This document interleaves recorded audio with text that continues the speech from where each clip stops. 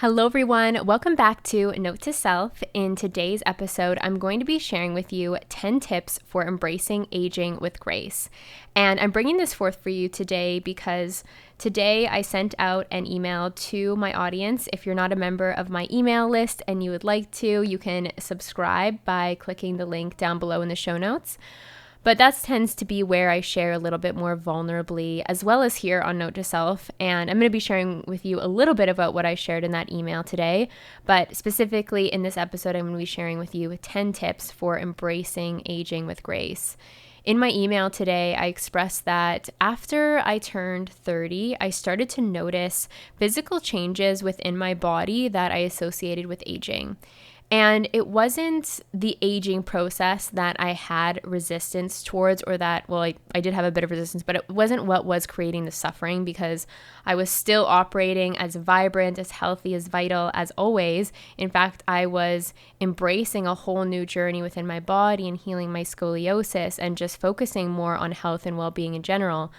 But I noticed that the suffering was really coming from my mind, about all the things that I was making aging mean about me. Like, I'm no longer in my prime.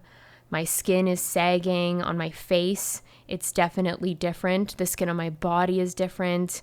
And I even made it mean things like, well, if I'm continuing to age and I'm no longer in my prime, I'm never going to find a relationship.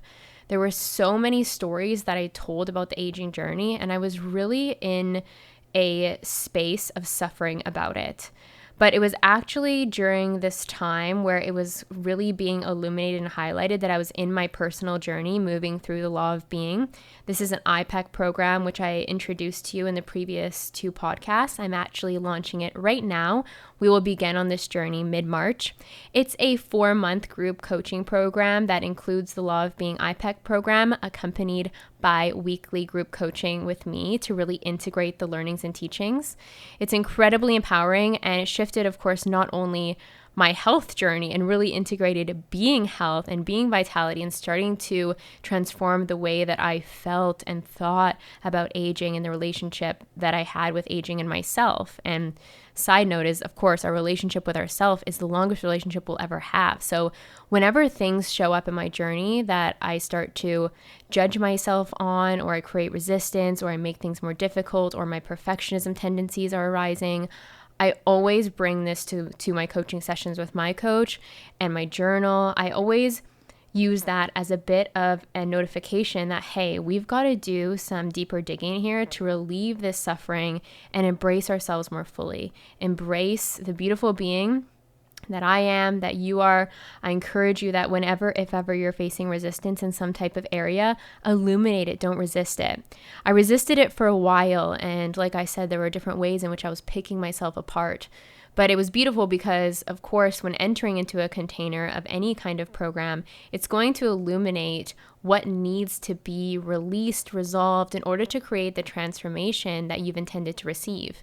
And I really wanted to feel like my best self. I really wanted to integrate, of course, health and well-being, and transmute what was there for me around the aging journey, but as well as just stepping into my most abundant version yet, really being love, really being consciousness, really being happiness. And this program completely transformed I would say my being, but transformed the trajectory of my year. Because if I didn't address some of the ways in which I was being towards myself and creating resistance, let's say around abundance, around wealth, around health, I would not have had the best year of my life yet. And 2024, I can say, is off to being the best year of my life yet, and it keeps getting better. And I truly believe this. And a lot of that conditioning was done through Law of Being. So if you are feeling the call to really claim your up level and step into a completely new way of being for you, then check out Law of Being. It will be linked down below. We begin mid-March, and it's going to be an incredible journey together. But in today's episode, like I said, I'm going to be sharing with you 10 tips for embracing aging with grace.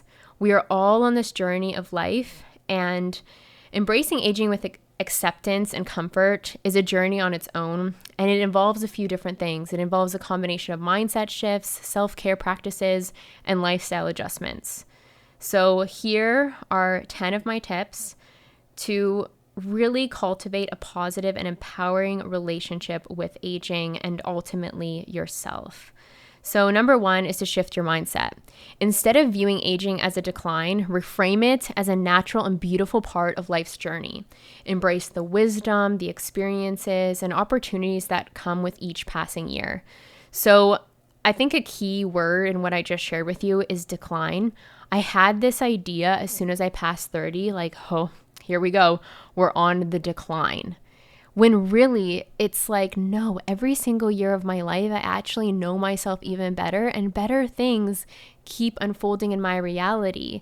I look around at the landscape of my life and everything is better than how it has been before. And that's been such a direct result of the internal work that I've continued to do. So that first tip is to shift your mindset. Start to view aging, or ask yourself, how am I viewing aging? And ask yourself, how do I want to view it? How do I want to feel about the aging journey?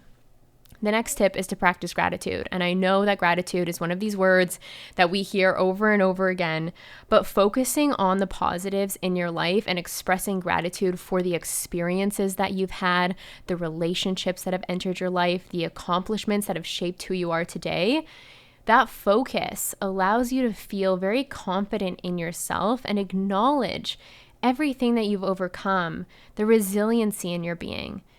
It supports you in cultivating a mindset of gratitude that actually allows you to appreciate the present moment and approach aging with a sense of abundance versus lack.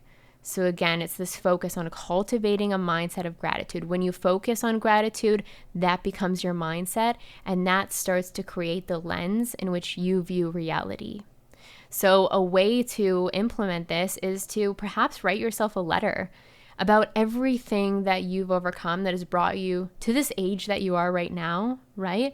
I mean, even if we're talking in relation to the body, like something that comes up for me is I have a scar on my right knee from a scooter crash in Bali. And I remember when I got that, I was like, oh man, like now my knee is gonna have this scar on it for the rest of my life. But I look at that scar from time to time, and it really ignited a powerful growth journey for me. And it happened in Bali. It was a scooter accident. It was just like, me just living my most adventurous life and always following where I feel led to go. And that's sort of the reframe that I have on it. So it's not a scar. It's not it physically is a scar, but it's not something that has scarred me in a negative way.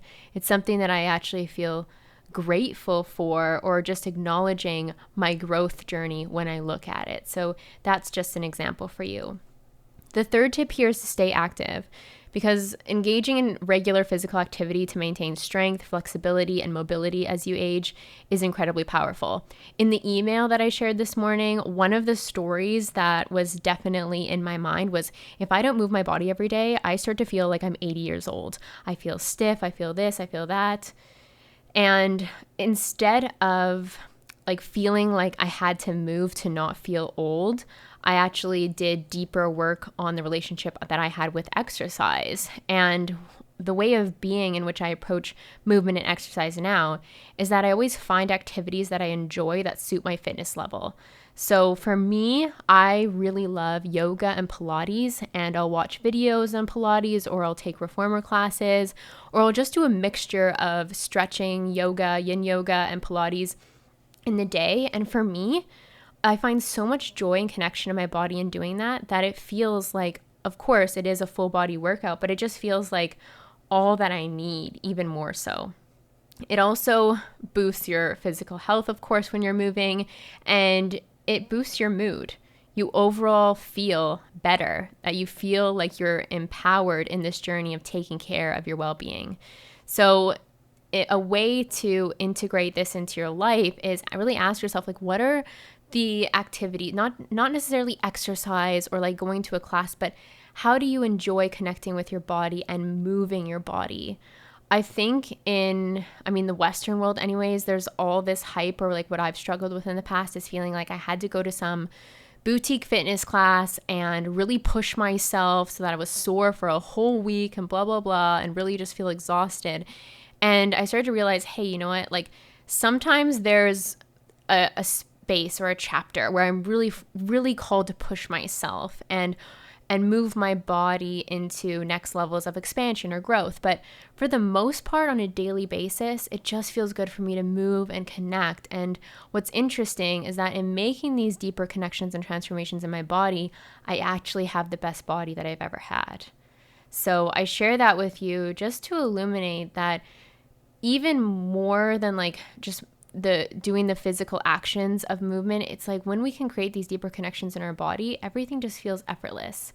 And we effortlessly create our dream bodies or our dream ways of being. The next tip I have for you is prioritizing self-care.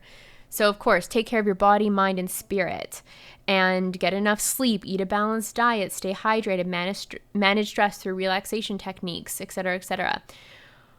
Prioritizing self-care will look different to every person. For me, the way in which this actually supports me feeling positive about my aging journey is that I, for example, love my evening skincare routine. I love doing face masks. I love doing hair masks even, but I really love taking care of myself in this way. And every time that I put on a face mask or every time that I put on my evening moisturizer, I just feel like, yes, I am rejuvenating my skin. I am hydrating my skin. I am replenishing my being.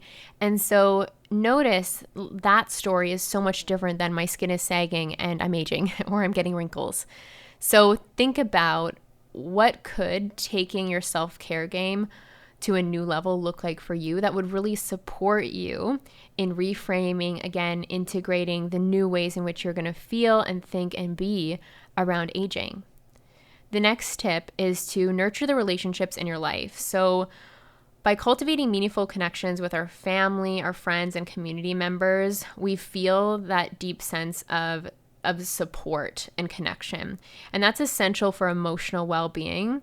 And maintaining strong relationships in our life helps us to combat feelings of being alone on the journey.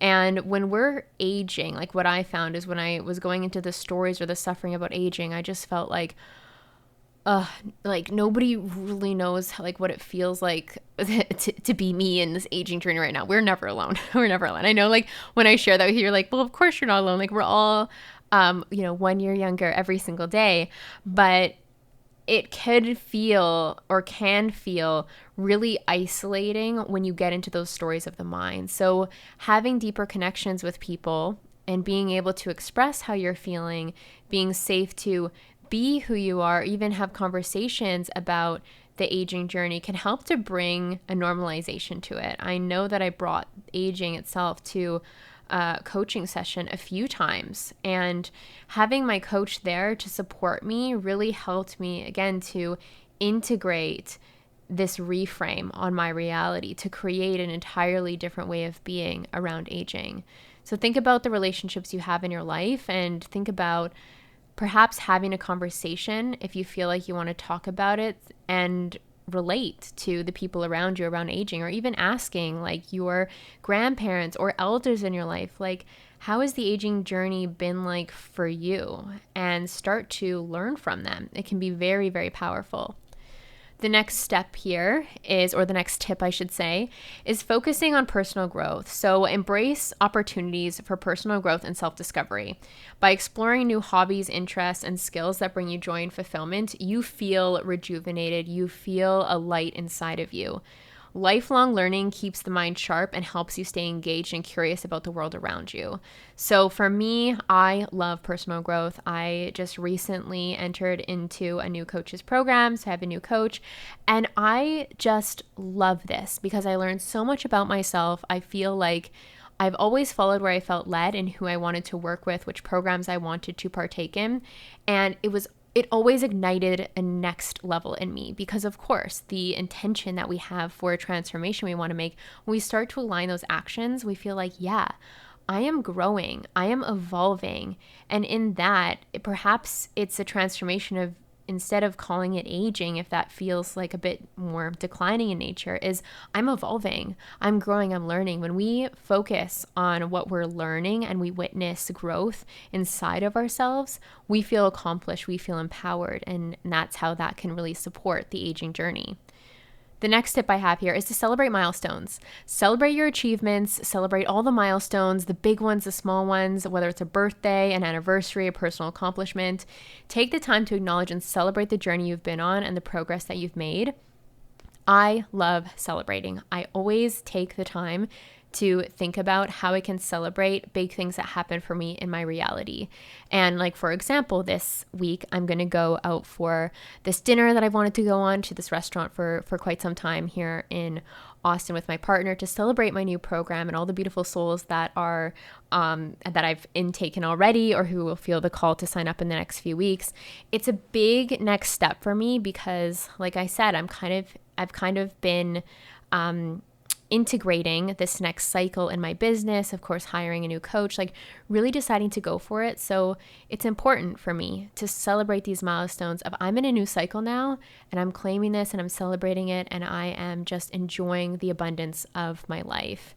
And so it can be those personal accomplishments or like I said, just celebrating your birthday, celebrating the evolution of a relationship through anniversary. Just ask yourself, like, how can I celebrate the milestones? And it doesn't necessarily mean spending money in any way. You can create a celebration for yourself through a personal ceremony, through just deciding to take a day off and just allow yourself to relax, perhaps do those face masks, nurture yourself with self-care. Celebrate, celebrate, celebrate. The next tip that I have is seeking support. So don't hesitate to seek support from professionals such as therapists, counselors, coaches, healthcare providers. If you're struggling with any feelings such as anxiety, depression, or low self-esteem related to aging, talking to someone can provide a valuable perspective and support as you navigate this stage of life, which is what I hope that I'm providing in this podcast for you today, is you're not alone in this journey. So if you feel like there is that struggle that's present, bring it to your therapist or bring it to a coaching session. Like I said, I brought this to the coaching session with my coach a few times to really integrate new ways of being around aging. And I'm sure that's in the future as well, because we are on this journey called life. A next level of that might come up for me. And I know that I will, in fact, seek support from the spaces in which I feel safe to do so. So I encourage you to do so if you do feel the call, and there's no shame in that ever. Tip number 9 is to practice mindfulness. Cultivate mindfulness by bringing awareness to the present moment and accepting things as they are without judgment or attachment. This is huge. So when it comes to the awareness of the present moment, we can recognize that we're safe. We can recognize that we're exactly where we're meant to be when we can really tune in. And something that I really like to do when I'm dropping into a mindfulness practice and being very present with myself is I go through what, if anything, is feeling sticky for me. And I ask myself, why can't I accept that? What am I not accepting about myself, right? In this aging journey, why am I not accepting my skin right now? And then really doing that inner exploration through thought and allowing the intuition to come through to start to cleanse the thoughts and return them to a space of love for the self. So practicing mindfulness is huge. And again, when we feel connection, we feel a part of something greater than ourselves, a part of this journey in a deeper way. And that is incredibly supportive.